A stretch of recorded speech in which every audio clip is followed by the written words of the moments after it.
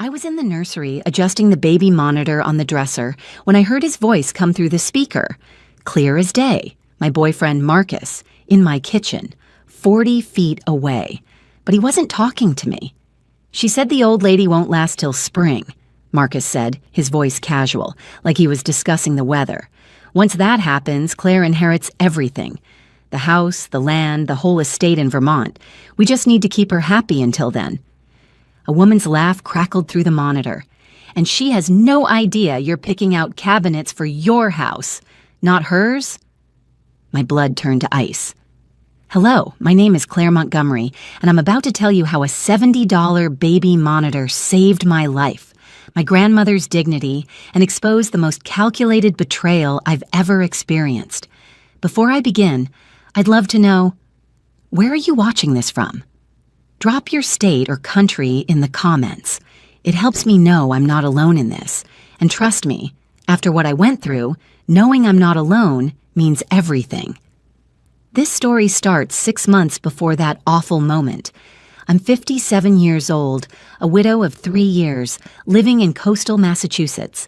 My husband David died of a sudden heart attack, leaving me with a paid-off house, some savings, and a hole in my heart I thought would never heal. Then I met Marcus at a charity auction in Boston. He was 52, charming, attentive, and he made me laugh for the first time in years. He said he was a contractor, recently divorced, building his business back up after his ex-wife took everything in the settlement. He seemed genuine. Wounded, but genuine. Like me. Marcus knew all the right things to say. He'd show up with my favorite coffee, remember small details about my day, and he never pressured me. When I told him I wasn't ready for physical intimacy, he said he'd wait as long as it took. He met my grandmother Josephine during a Sunday dinner, and she seemed charmed by him too. Grandmother Josephine was 89, living in her estate in Burlington, Vermont, the house where my mother grew up, where I spent every summer of my childhood. She was slowing down, using a walker, but her mind was sharp as ever. She'd recently updated her will, leaving everything to me: the house, the 30 acres of land, her savings. It wasn't a fortune, but in Vermont real estate terms, it was worth close to $2 million. I made the mistake of telling Marcus about the inheritance during a vulnerable moment.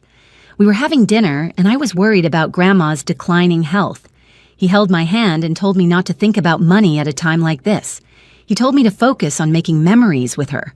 What a performance that was. Marcus suggested we renovate my kitchen. "A fresh start," he called it. "David's gone, and you need to make this house yours again." He offered to do it at cost since he had contractor connections. I agreed. I thought he loved me. That's when I bought the baby monitor. You might wonder why a 57-year-old widow needs a baby monitor. The answer is simple: I don't. But my daughter, Emily, who lives in Seattle, was pregnant with my first grandchild. She'd shipped me some baby items to store until after the birth, and the monitor was in the box. I'd been testing it one Tuesday afternoon, making sure it worked before storing it away, when I placed the receiver unit in the nursery-to-be and walked to the kitchen with the parent unit. I was going to test the range, see if it could pick up sounds from different rooms. Standard grandmother preparation. That's when Marcus arrived, earlier than expected. I was in the bathroom when I heard the front door open. I'd given him a key 3 weeks prior, another decision I'd come to regret. Through the baby monitor in my pocket, I heard him enter the kitchen, heard cabinet doors opening and closing. He was measuring for the renovation. Then I heard the front door again. Another voice. Female. Young. "Mark, this kitchen is huge," the woman said. "Once it's yours, we can do the island in marble. Maybe add that wine fridge you wanted." I stood frozen in the bathroom, the monitor clutched in my trembling hand. "Keep your voice down," Marcus said. "She could come home any time." "She's at her grief counseling group until 4, the woman replied. "You said so yourself. We have time." My grief counseling group. He knew my schedule perfectly. Every Tuesday and Thursday, 2 to 4 p.m., I attended a widow's support group at the community center. He'd encouraged me to go, said it was healthy to process my loss with others who understood. Now I knew why he was so supportive. It gave him unsupervised access to my house. "Did you talk to your lawyer friend?" the woman asked. "About the Vermont property?" "Yeah, Marcus said. He confirmed what we thought. Once the grandmother dies, Claire inherits everything. As her spouse, I'd have legal claim to half in a divorce, but if we're married when she inherits, it's community property in most cases. So you need to marry her before the old lady kicks it. That's the plan. She's already hinting about making things permanent. I give it another month before I propose. Then we just wait. The woman laughed. God, you're terrible. What if she doesn't die soon? Her doctor gave her 6 months, maybe a year. Spring at the latest. Claire doesn't know that part. The old lady swore the doctor to secrecy, didn't want Claire worrying. But I got the nurse to talk after a few drinks. I felt vomit rising in my throat. He'd been investigating my grandmother's health, calculating her death, planning our marriage around her funeral. And if Claire gets suspicious? The woman asked. She won't. She's desperate for companionship.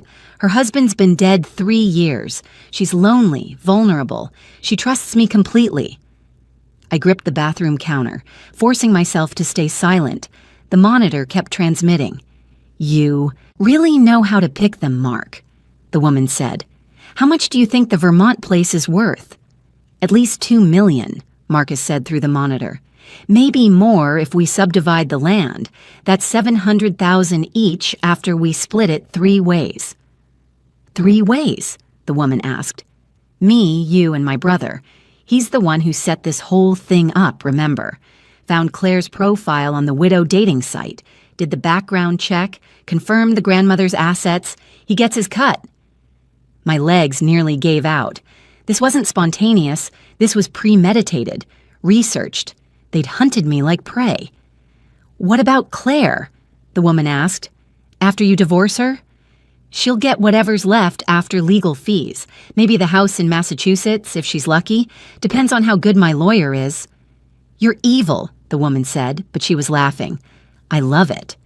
Says the woman helping me defraud a widow. Hey, I'm just the girlfriend. The real girlfriend. She's just the mark. They both laughed. The sound echoed through the baby monitor and straight through my chest. I wanted to scream, to burst out of the bathroom and confront them, but something stopped me. Maybe it was shock. Maybe it was instinct.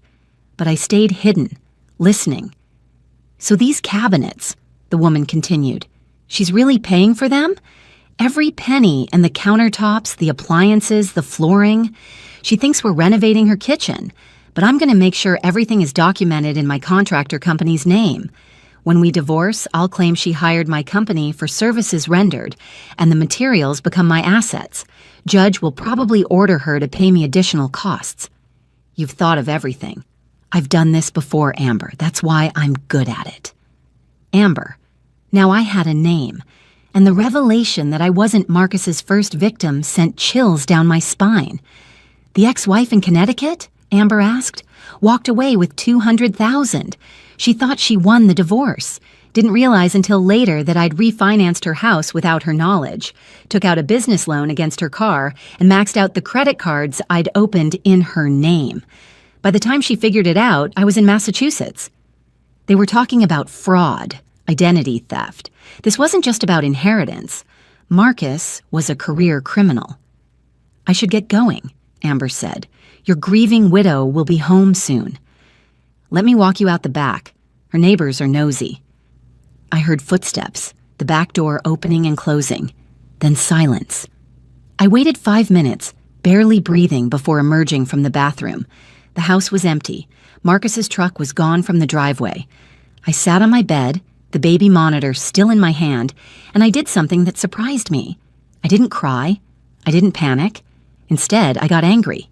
The kind of anger that clarifies everything, that burns away fear and leaves only determination. These people had chosen the wrong widow target. They'd assumed I was weak because I was grieving. They'd mistaken kindness for stupidity. My younger brother James was a real estate attorney in Boston. I picked up my phone and called him. James Montgomery. My brother answered on the second ring, his voice professional and crisp. Jamie, I need you, I said, using his childhood nickname. Something's happened. His tone changed immediately. What's wrong? Are you hurt? Not physically, but I need your legal brain, and I need you to not tell me I'm overreacting. Come to my office. Now, don't tell anyone where you're going.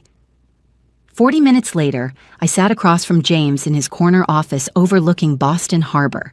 He'd sent his assistant home early and locked the door. I played him the entire baby monitor recording. I'd had the presence of mind to use my phone to record the audio coming from the monitor speaker.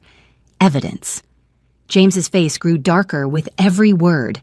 When it finished, he was quiet for a long moment.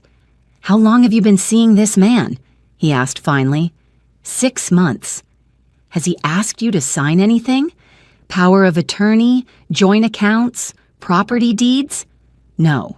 He wanted to wait until we were married for legal protections," he said. James exhaled. "Thank God. That means he hasn't actually defrauded you yet. Everything he's planning is future crime, not past crime." "What do I do?" "First, we document everything. That recording is legal in Massachusetts. Single-party consent state. You were in your own home, so you had every right to record. This is evidence." He pulled out a legal pad and started writing. "Second, we need to know who this man really is. Marcus what?" "Marcus Brennan." James typed on his computer. "Give me a minute." His fingers flew across the keyboard, accessing databases I didn't understand. After several minutes, his face went pale. "What?" I asked. "Claire, this man has used 4 different names in the last decade. Marcus Brennan is his current identity, but he's also been Michael Bradley, Martin Brooks, and Maxwell Bennett. He's got a pattern. Finds widows or divorced women with assets, romances them, either marries them and divorces with settlement money, or defrauds them during the relationship." "Can we arrest him?" "On what charge? Planning to marry you isn't illegal. Even planning to divorce you for money isn't illegal. He hasn't actually committed fraud yet." "But he said he'd done this before." "I know, but that's hearsay on a recording. The woman in Connecticut would need to press charges, and even then, it's her word against his." I felt my hope deflating. "So, he gets away with it?" "I didn't say that." James smiled, and it wasn't a kind smile. It was the smile he'd had when we were kids, and someone picked on me at school. "I said we can't arrest him yet, but we can absolutely destroy his plans and protect you." "How?" "We're going to use his own strategy against him. He thinks you're a vulnerable, trusting widow. So that's exactly what you're going to continue to be. You're going to act completely normal, let him continue the kitchen renovation, and even encourage the relationship. I can't pretend to love him now." "You won't have to love him. You just have to be yourself and not let on that you know. Meanwhile, we're going to build a legal fortress around you that he'll never see coming." James outlined his plan. First, I would immediately revoke the key I'd given Marcus. Not by confronting him, but by losing my keys and having the locks changed. Simple, innocent, untraceable. Second, I would cancel the kitchen renovation. Again, not with suspicion, but with a plausible excuse. I'd tell Marcus that grandmother Josephine's health had taken a turn, and I needed to save money for potential medical expenses. This would accomplish 2 things: stop him from installing materials he planned to claim as his own, and test whether he'd pressure me to continue spending money. Third, James would immediately start documenting Marcus's pattern of fraud. He had investigator contacts who could locate the ex-wife in Connecticut and any other potential victims. Fourth, and this was the crucial part, I would revise my will and set up a trust for the Vermont property. If something happened to me, everything would go into a trust for my daughter Emily, managed by James. Marcus couldn't touch it, even if we were married. "But what about catching him?" I asked. "He needs to face consequences." "He will," James promised, "but we need to be patient. Right now, we protect you. Then we gather enough evidence to either get him arrested or sued into oblivion by his other victims. This isn't just about you, Claire. This man is a predator.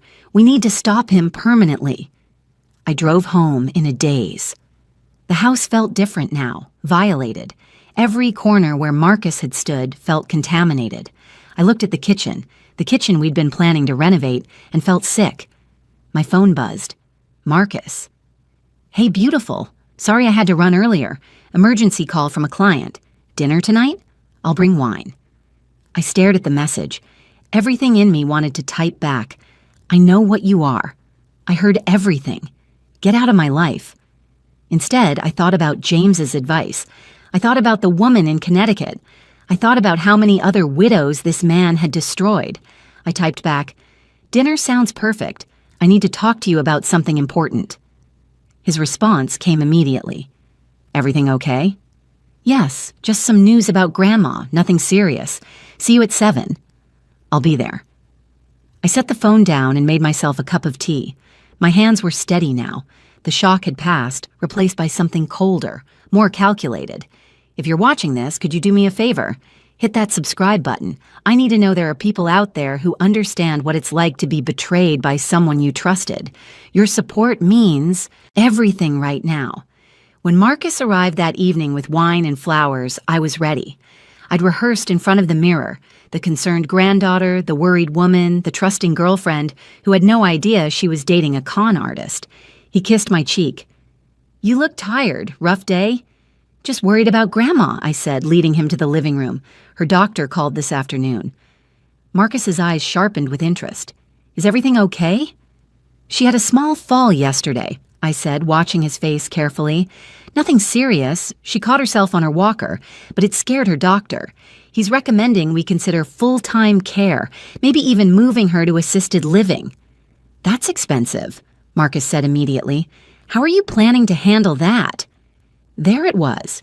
His first question wasn't about Grandma's well-being, it was about money. "I'll have to dip into savings," I said.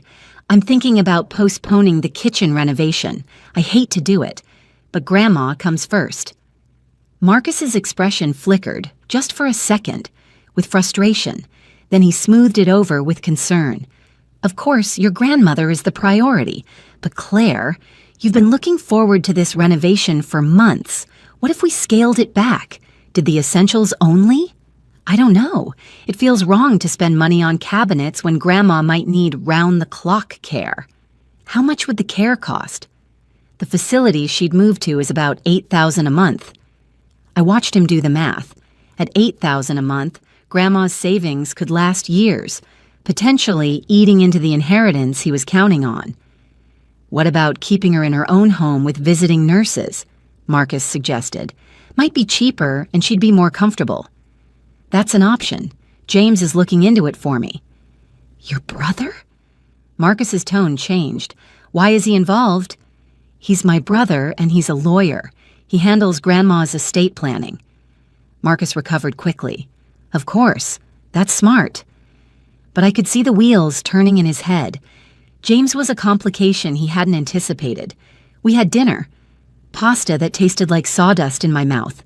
I pretended everything was normal, laughing at his jokes, discussing our weekend plans. The entire time, I was aware of my phone in my pocket, recording our conversation as backup evidence on James's advice. "I've been thinking," Marcus said over dessert. "We've been together 6 months. I know it's fast, but at our age, why wait? What if we took a trip to Vermont next month? I could meet your grandmother properly, spend some real time with her." He wanted to assess the property, maybe charm Grandma into trusting him, perhaps even find out details about her health and finances firsthand. "That's sweet," I said, "but Grandma's doctor says she shouldn't have too much excitement right now. Maybe in the spring?" "Spring might be too late." Marcus stopped himself. "I mean, if she's declining, I'd hate to miss the chance to know her better." "Let me talk to her doctor," I said. "See what he recommends."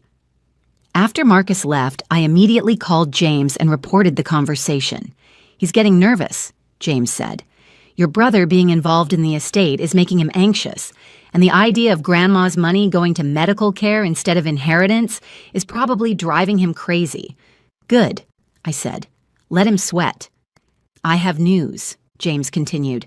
"We found the Connecticut victim. Her name is Patricia Roswell. She's agreed to talk to us. Can you come to my office tomorrow morning?" "I'll be there." That night, I barely slept. I kept thinking about Patricia, about what Marcus had done to her, about what he'd planned to do to me. Patricia Roswell was 63, elegant and haunted. She sat in James's office the next morning with a folder of documents in her lap, and when she looked at me, I saw myself reflected in her eyes. "He called himself Michael Bradley when I knew him," she said. We met at my husband's funeral, if you can believe it. He was a friend of a friend, or so he claimed. Started showing up at the house to check on me. 3 months later, we were engaged. How long were you married? I asked. 9 months. He filed for divorce right after he'd drained my accounts. Took out credit cards in my name, forged my signature on a refinance of my house, and created a business loan using my property as collateral.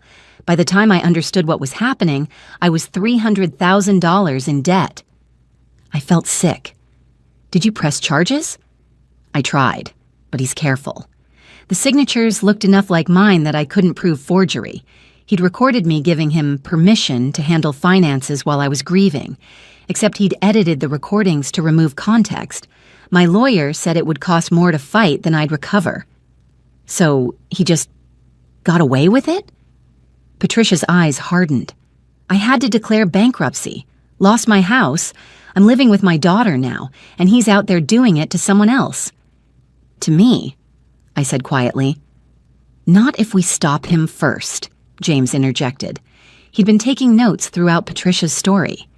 Patricia, would you be willing to testify to this pattern of behavior if needed? Absolutely. If it stops him from destroying another life, I'll testify anywhere. James pulled out more documents. I found 2 other potential victims, one in Rhode Island, one in New Hampshire. Both widows, both romanced by a man matching Marcus's description using different names, both financially devastated. I've reached out to them through their attorneys. How is he not in prison? I asked. Because he's smart, Patricia said bitterly. He targets women in grief, women whose judgment is clouded by loss. He's charming, patient, and he knows exactly how to manipulate the legal system. Each victim loses money, but not quite enough to trigger serious fraud investigations. He moves states, changes names, and starts over. Until now, James said. Claire, you have something none of the other victims had. Advance warning. We know what he's planning before he does it. That gives us power. What do we do? I asked. We set a trap, James said.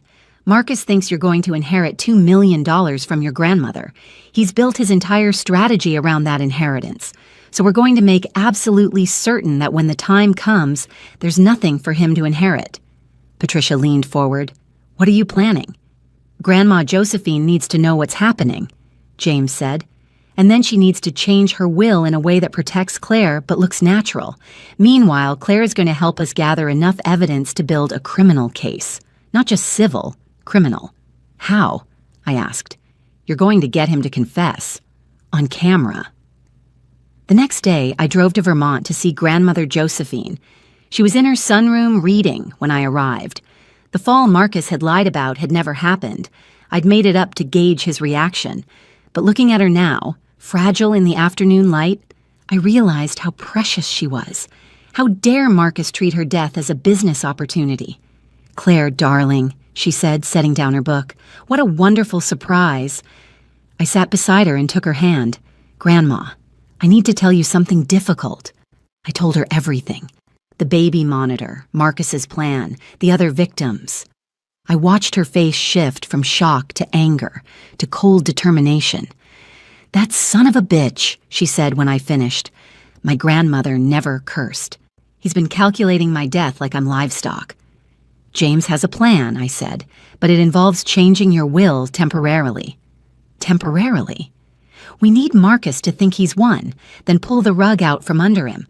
But more importantly, we need to protect you and make sure this man faces real consequences. Grandma was quiet for a moment. Then she smiled, a fierce, sharp smile that reminded me she'd been a prosecutor before she retired. Tell me what to do. James arrived that afternoon with documents. The plan was intricate but brilliant. Grandma would create a new will that placed all her assets into an irrevocable trust managed by James, with me as the beneficiary. If I got married, the trust would remain separate property. Marcus couldn't touch it even as my spouse. But here was the genius part. We wouldn't tell Marcus about the trust. We'd let him continue thinking a marriage would give him access to the inheritance. We need him to commit to the fraud, James explained. Right now, he's just a boyfriend with plans. But if he marries Claire with the specific intent to defraud her of an inheritance, that's criminal conspiracy. And if he takes any action toward that end, forging documents, manipulating finances, anything, that's actual fraud. How do we prove intent? I asked. You get him to confess on camera. Tell him Grandma's health has worsened, that doctors say she has weeks, not months.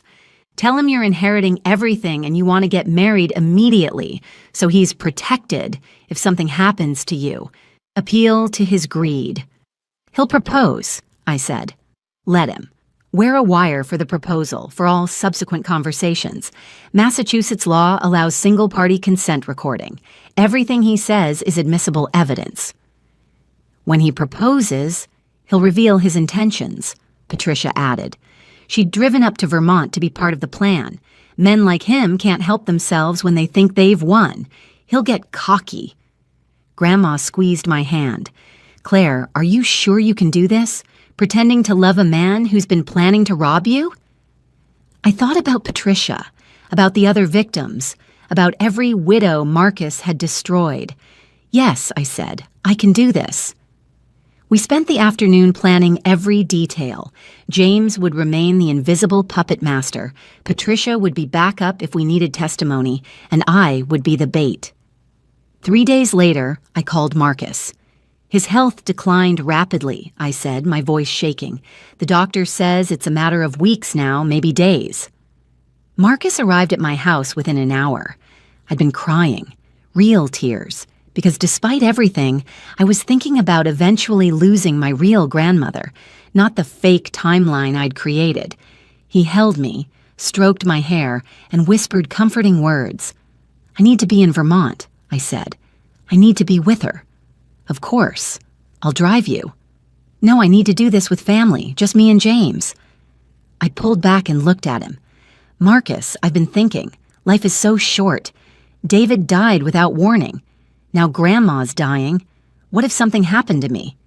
Don't talk like that. I'm serious. You and we've been dancing around something for months. I know it's fast, but I don't want to wait anymore. After Grandma passes, after I inherit her estate, I want you to be protected. I want us to be married. I felt him stiffen with surprise, then relax into calculated warmth. Claire, I want that too. I've wanted to propose for weeks, but didn't want to pressure you. So let's not wait. Let's get married at Christmas. Small ceremony, just us and immediate family. Christmas, he repeated. That's just a month away. Is that a problem? No, he said quickly. No, it's perfect. I just want to make sure you're sure. This is a big decision. I've never been more sure of anything. He kissed me then, and I had to force myself not to recoil. The wire James had given me, a tiny device hidden in my necklace, was recording everything. There's something I need to tell you, Marcus said, sitting down on the couch. I haven't been completely honest about my financial situation. Here it comes, I thought. When my ex-wife divorced me, she didn't just take half. She destroyed my credit, my business relationships. I'm essentially broke, Claire. I've been living on contractor jobs, but I'm behind on everything. I didn't want to burden you with this, but if we're getting married, you deserve to know. How much debt? I asked. About $50,000. Credit cards mostly, some business loans. He was lying. James had pulled his credit report. Marcus had excellent credit under multiple names. This was part of his strategy. Appear financially desperate so I wouldn't question why he needed access to my money. We'll figure it out, I said. Once Grandma's estate settles, we'll have enough to clear your debt and start fresh. His eyes gleamed. You'd do that for me? Of course. We're going to be married. What's mine is yours. And what's yours is mine, he said, kissing my forehead. God, Claire, I love you so much. You're everything I've been looking for. The wire captured every word, every lie, every manipulation. Over the next 2 weeks, Marcus became increasingly attentive. He helped me plan the wedding, suggested we skip a prenup, we're starting a life together, not planning a divorce, and even drove me to Vermont to visit Grandma twice. During the second visit, he asked Grandma about her estate planning. She played her part perfectly, confirming that everything was going to me, that the will was ironclad, that James had handled all the paperwork. "Claire's going to be well taken care of," Grandma said, patting Marcus's hand. The wedding was scheduled for December 20th. 2 weeks before, James called me to his office. "We have enough," he said, playing back recordings of a dozen conversations. Marcus discussing his debts that didn't exist. Marcus talking to Amber about timing the wedding before the inheritance. Marcus on a phone call with his brother, discussing how to liquidate assets quickly after the marriage. "It's time to end this," James said. We scheduled a family dinner at my house. Me, James, Grandma, and Marcus. I told Marcus we were celebrating our upcoming wedding and Grandma's improved health. When Marcus arrived, he found us all in the living room. James stood as he entered. "Marcus, or should I say Michael, or Martin, or Maxwell," James said calmly.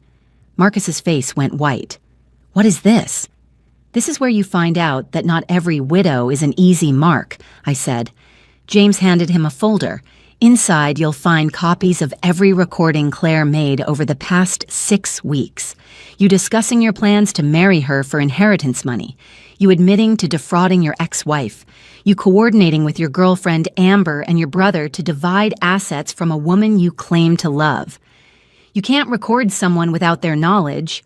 Single-party consent state, James said. And Claire was present for every conversation. Perfectly legal. You'll also find statements from Patricia Roswell and 2 other women you defrauded in other states. Marcus looked at me with something like hatred. "You bitch." "The police are on their way," James continued. "You'll be arrested for conspiracy to commit fraud, identity theft from your previous victims, and a few other charges we've documented. The district attorney is very interested in your pattern of targeting widows." "And Grandma's will?" Marcus spat. "The inheritance?" Grandma smiled. "In a trust. Irrevocable. Even if Claire had married you, you'd never have seen a penny." "You've been working an already dead con," I said. "For 6 months." Marcus lunged at me, but James stepped between us. 2 police officers appeared at the door. James had timed their arrival perfectly. As they handcuffed Marcus, he looked at me one last time. "You'll regret this."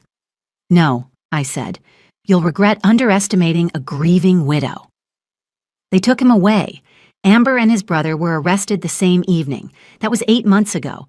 Marcus pleaded guilty to multiple counts of fraud and received 4 years in prison.